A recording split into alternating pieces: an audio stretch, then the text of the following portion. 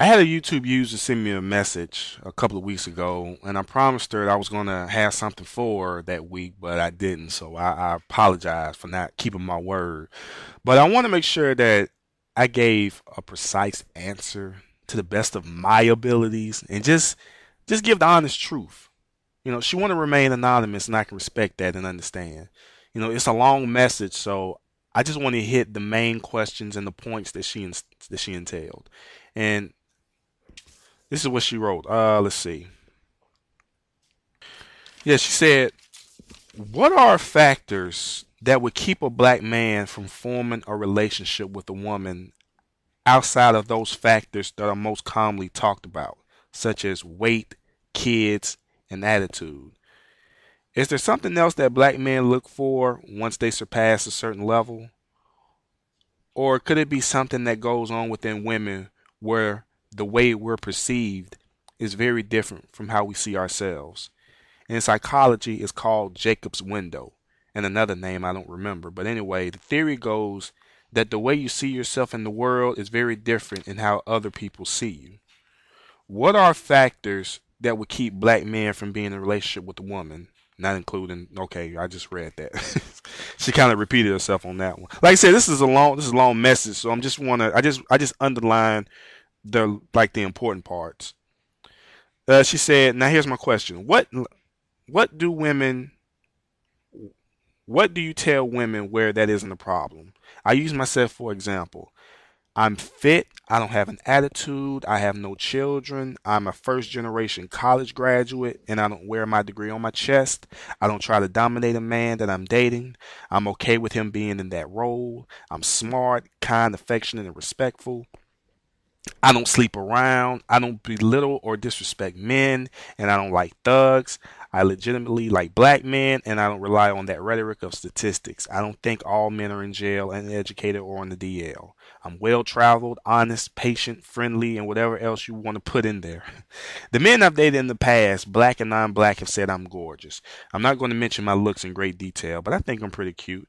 But anyway, I wonder if there was any way to expand on what I just said. Women who are hoish, overweight, and with 10 kids are pretty easy to shoot down. I agree. It's also confusing if you look at those factors. For example, I tested negative on your complaints that they mentioned. I do understand and believe your complaints are legitimate, but I like to see videos addressing to women where those things don't apply. Instead of focusing so much on the things you don't like, or I should say, in addition to, can there also be videos to give advice to women who are not fat with kids or have a bad attitudes? Because we do exist. I started the conversation rolling with your video on the things black men look for in a short and long term relationship. I like to see more videos like that. For example, where is a good place to meet men? What is the best approach? How can you tell if a man is interested in you? Huh. Well, when it comes to where's a good place to meet men, what's the best approach? Can you tell if a man is interested in you? I would really would like to put all that in another video, but I would definitely like to answer. I would definitely, the best of my ability, try to answer the main point, which was, basically to sum it all up. What are the factors when it comes to men? Why we avoid the perfect woman or the perfect sister? All right. Like I said, I'm gonna try my best to explain all this. I've jotted down a few things that I feel that could be a factor, and I'm gonna try my best to elaborate on it. Okay. All right. Let's just say, for the sake of the argument, that you didn't meet all these criterias, because really, honestly, I do believe it's just a Jacob's window. You have women who see what they see in themselves, but others don't see them the same way. But let's just say you do meet all the criteria. You're fine. You're fit. You don't wear your degrees on your sleeve. You treat your man with respect. You don't believe in the rhetoric about black men. What was another one? You're affectionate. You're respectful. You don't dominate a man. All all the factors that would make you a high caliber woman in in the man's eyes, but yet he doesn't want to date you. He doesn't want to take it serious with you. All right. Well, there are different groups of men who stay away. And let's see if I can try to break this down. All right. You have men who consider themselves not having it together or on point, as we call it. They feel they wouldn't have much to offer to a woman.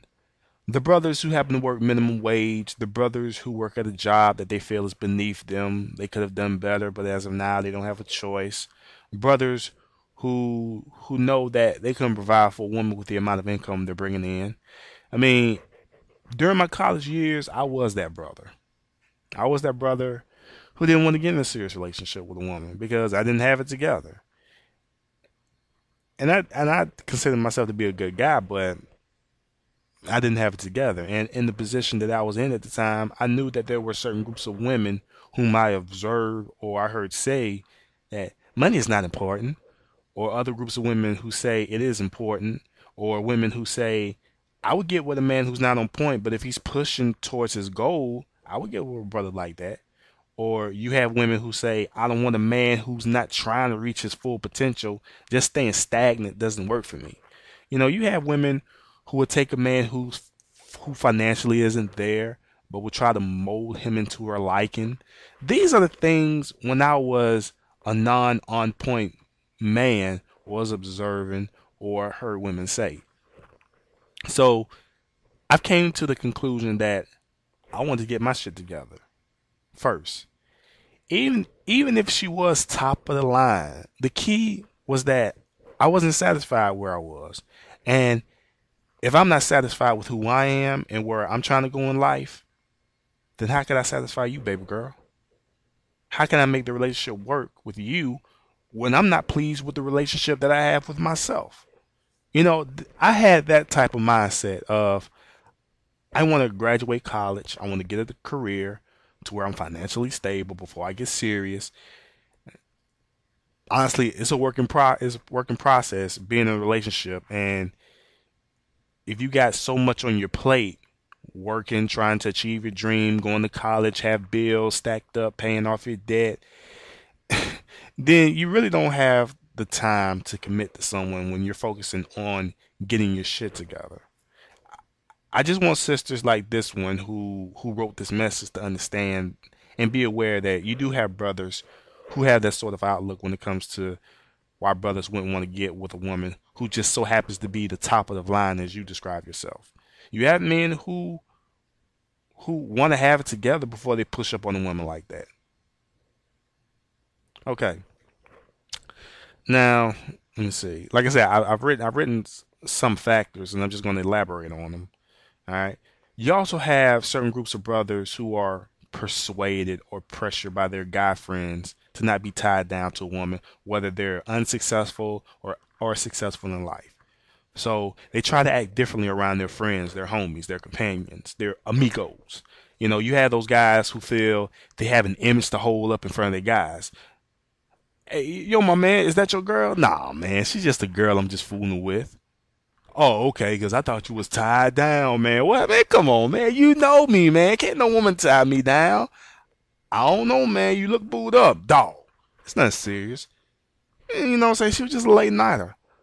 Dog, we boys, man. We dog for life. Money over bitches. Bros before hoes.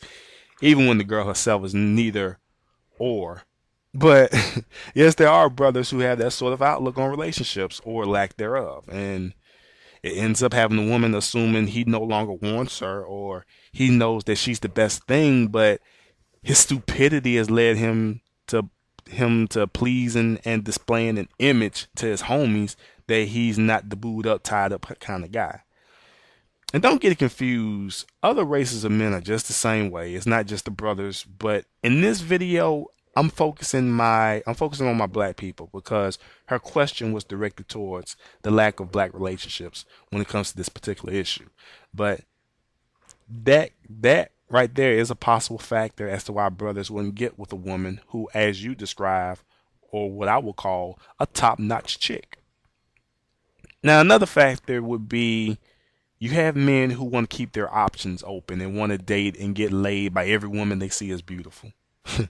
Men, we've all heard there are so many fish in the sea to be worrying about just one. You have men who don't want to settle. A man is like a kid at a toy or a candy store. He's going to test everything that he desires until he gets tired. Unless he was brought up into thinking you have to settle down before you hit a certain age, or other than that, he's just going to play until he can't play anymore. So that would also be another factor.